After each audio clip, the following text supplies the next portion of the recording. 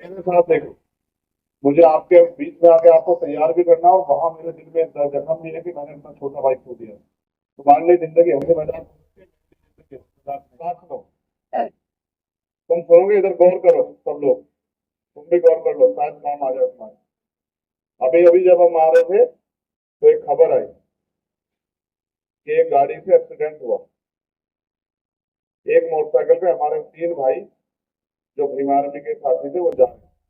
पीछे से एक गाड़ी वाला है जिसने शराब पी रखी थी, दोनों की मोटरसाइकिल मार दी, और तीन में से दो साथी मौके पे ही चले गए, इस दुनिया को छोड़।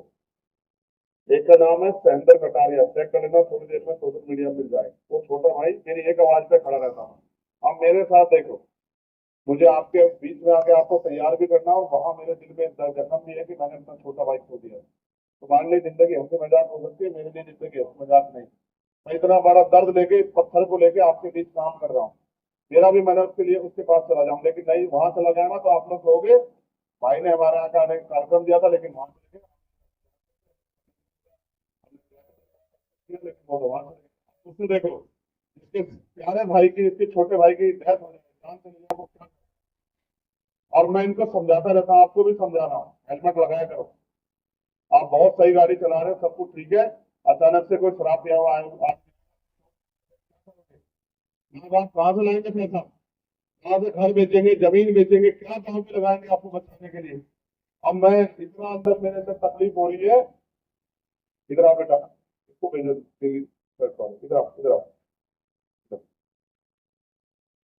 क्या नाम है आपका? क्या करते हैं? कुछ नहीं, पढ़ते हो? पढ़ते हो? माँ बाप क्या करते हैं? मजदूर। क्या उन्होंने कोशिश की कि तुम्हें पढ़ाने? बैठो यहाँ पर। ये, नहीं हंसो मत आप लोग, ये आपके बच्चों के भी वो है। आप मत सोचो कि सिर्फ रोगी की बात है। मुझे इस बात की तकलीफ है कि अगर जानवर भी, उसको भी किसी चीज की तकलीफ होगी, वो भी चिल्लाएगा, रोएगा, उसको निकलने का प्रयास करेगा। कुत्ते के बच्चे को देखो, मैं आप एक कहानी सुनाता हूँ, साथ की कैडर में सुनाते थे, आप भी सुनना, सीनियर लोग भी सुनना, सब लोग काम आएंगे। मेरे किस्से याद आ जाते हैं, मैं सुनाता रहता हूँ। एक बार साहब अपने साथियों के साथ कहीं से जा रहे थे, तो उन्होंने गड्ढे में आवाजें सुनी। आवाज सुनी तो कुछ छोटे छोटे पिल्ले होते हैं ना कुत्ते के बच्चे, वो चिल्ला रहे थे। तो साहब उसके पास गए, तो उन्होंने उनमें से एक पिल्ले को निकाल दिया, छोटे से बच्चे को निकाल के बाहर रख दिया, फिर साहब चल दिए। और उसमें बच्चे थे तीन चार। तो जब साहब अपनी जगह पे पहुंच गए, तो उन्होंने पूछा उनके साथ के लोगों ने कि साहब एक बात समझ में नहीं आई, कि जब हम आ रहे थे तो एक वो आया जगह गड्ढा, वो बच्चे रो रहे थे, तो एक को आपने निकाल दिया, बाकी तीन को तो निकाला नहीं। तो साहब ने कहा देखो, वो एक जो है ना, वो इस गुलामी की जिंदगी से निकलने का प्रयास कर रहा था, वो उस गड्ढे की गुलामी में नहीं रहना चाहता था, इसलिए मैंने उसको आजाद करा दिया। जब उनमें से कोई तीनों में से, वो बाकी तीनों उस गड्ढे में खुश थे, उसी गड्ढे को अपना जीवन मान रहे थे। जब उनमें से भी कोई निकलने का प्रयास करेगा ना, तो मेरे जैसा काशीराम कोई आएगा और उनको गड्ढे से में से पकड़ के निकाल देगा। इस बात को समझे आप, मैं क्या समझा रहा हूँ?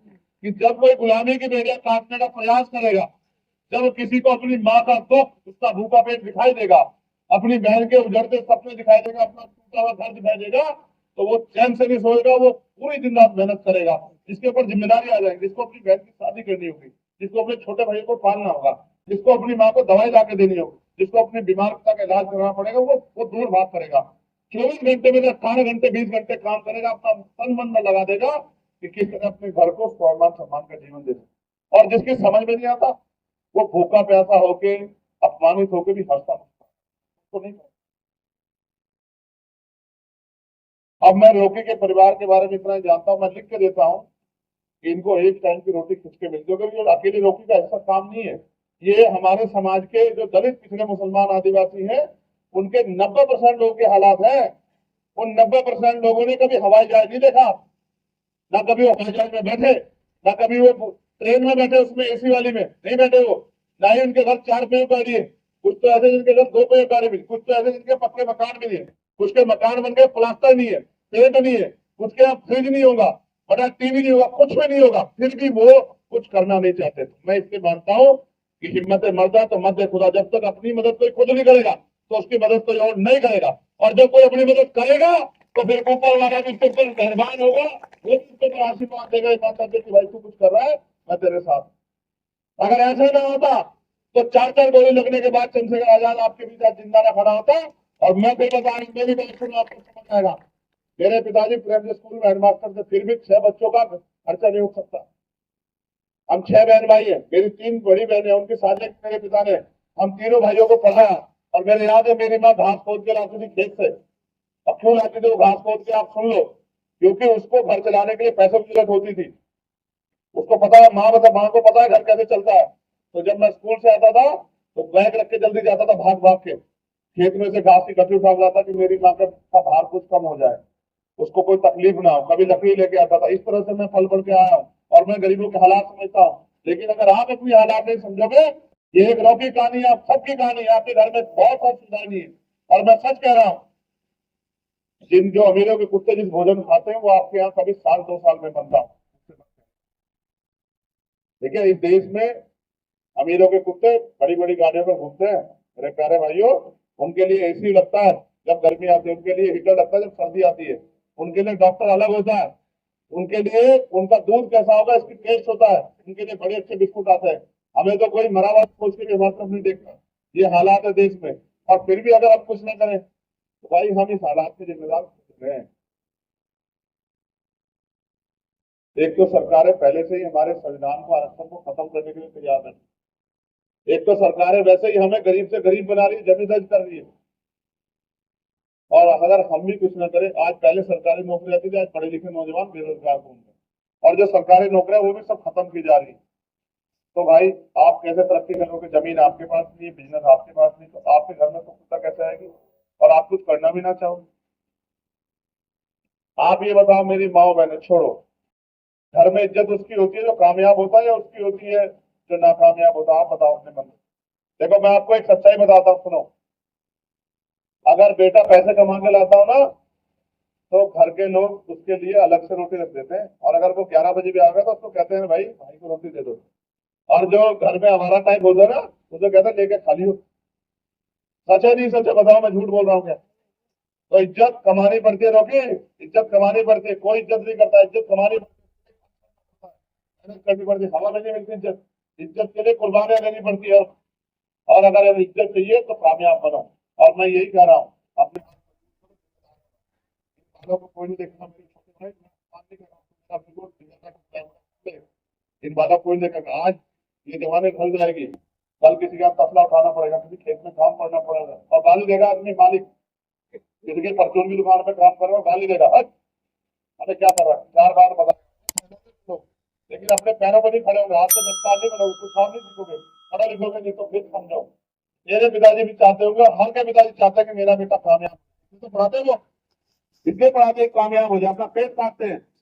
मैं बता रहा हूँ मेरे पिताजी ने एक समय, मेरे अच्छी तरह याद है, मुझे होश थी, उन्होंने जूते नहीं खरीदे क्योंकि इस बार उनको मुझे और मेरे बड़े भाई को जूते दिलवाने थे। मैं जानता हूँ गरीबों के हालात, इसलिए आपसे कह रहा हूँ। मैं बात तो कुछ और करने आया था, लेकिन मैं जब देखता हूँ ना, क्योंकि मेरे जब पर कंधों पे जिम्मेदारी भी कि मैं आपको सही रास्ता दिखाऊं। समय समय पे हमारे बीच जो लोग आए उन्होंने हमें रास्ता दिखाया, उन्होंने रास्ता दिखाया तब आज हम यहाँ पर हैं। और अगर हम रास्ता नहीं दिखाएंगे, मैं पढ़ा लिखा होने के बाद अगर अपने भाइयों को नहीं समझाऊंगा, अपनी बहनों को नहीं समझाऊंगा, तो कल अगर इनके साथ मुसीबत आएगी कौन जिम्मेदार होगा? सैंडल की माँ से पूछो जिसने अपना जवान बेटा खो दिया, उसकी बहन से पूछो जिसने अपना भाई खो दिया, उसके भाई से पूछो जिसने अपनी बाजू खो दी। क्या बीत रही होगी उनके परिवार में, मैं जवाब नहीं दे सकता हूँ, क्योंकि वो सब मेरे भरोसे है। मेरी एक आवाज पे वो किसी के सामने जाकर टकरा जाते हैं, किसी अधिकार में जाकर सवाल कर देते हैं, कहीं भी जाकर खड़े होते हैं, जान की परवाह नहीं करते। उन सबका गार्जियन मैं हूं, इसलिए मेरे दिल में तकलीफ है, क्योंकि मैं नहीं चाहता किसी घर में कोई तकलीफ। ये जो बच्चे बैठे हैं मैं इनके बच्चे के लिए लड़ रहा हूँ, ये जो हमारी बहनें बैठी हैं इनके साथ अपमान ना हो, इनके साथ जुल्म जाती है, उससे लड़ रहा हूँ। आपको पता है देश में सती प्रथा थी, औरत की मर्जी के बिना उसको जिंदा जला दिया जाता था। आप वैसा मुल्क चाहते हैं? विधवा विवाह, बाल विवाह, ये तमाम तरह की कुरीतियां थी। और जो पहला बच्चा आता था उसको पानी में देना पड़ता था। ये इन कुरीतियों से निकल गया। और मुझसे मत कहलवाओ, बहुत कुछ है जो कह सकता हूँ। और मैं कह दूंगा प्रधान जी सम्मानित लोग बैठे, अच्छा नहीं लगेगा सब लोगों को, इतनी तकलीफों से गुजर के आज हम यहाँ के बैठे हैं और फिर भी हम कुछ नहीं करना चाह रहे। अगर किसान अपने खेत में मेहनत नहीं करेगा फसल हो जाएगी क्या बताओ? अगर किसान रात को जाग के ठंड में पानी नहीं देगा तो बताओ खेत सूख जाएगा नहीं सूख जाएगा? आज इन हालातों में भी अगर हम कुछ नहीं कर रहे तो हम जिम्मेदार हैं। मैं तो आपसे कहता हूँ, आपने सबको मौका दिया, मैं आपसे प्यार और विश्वास मांग रहा हूँ कि इस लड़ाई को आप करने का मुझे मौका दो। मैंने लगातार 2011 से लेकर अब तक दिन रात एक करके लड़ाई लड़ी और मैं इस लड़ाई को सड़क से ले जाके सदन में ले जाकर उसी सदन के आगे सरकार को जवाब देना पड़ता है। और जैसे जैसे मेरे हाथ मजबूत होंगे फिर मैं बताऊंगा कि मैं क्या कर सकता हूँ।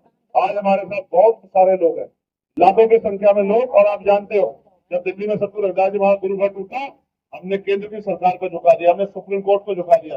आज भी सुप्रीम कोर्ट हमारे खिलाफ साजिश कर रहा है, उससे भी निपटेंगे। लेकिन आप तैयार हो जाओ, आप तैयार नहीं होंगे तो कैसे लड़ेंगे? अकेला चंद्रशेखर क्या कर लेगा? अकेले जितेंद्र चौधरी साहब क्या कर लेंगे? अकेले जो फाइम भाई शकील भाई क्या कर लेंगे?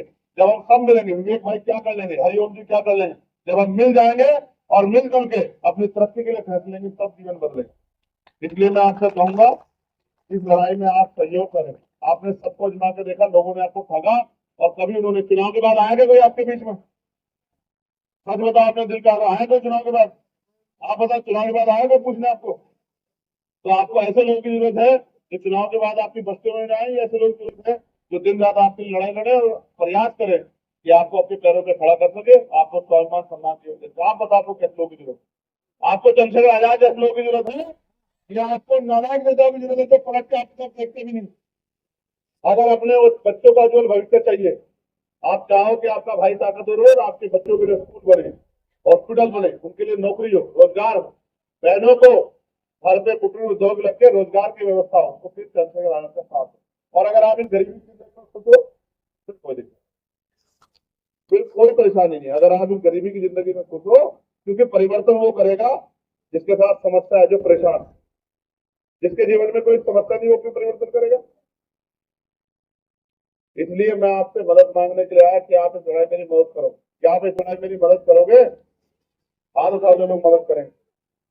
दोनों हाथ जो उठाएंगे उन्हीं की मानी जाएगी। एक हाथ वाले को तो माना जाएगा कि वो सिर्फ मेरी तरफ ऐसे मुंह दिखाई कर रहा है, मुंह दिखाई वाले की नहीं मानूंगा मैं। आप नहीं उठा रहे, आप ही बचे जो हमारे। देखो, 70 साल में देश आगे बढ़ जाना चाहिए, किसानों को उनकी फसल के दाम नहीं मिल रहा, मजदूर को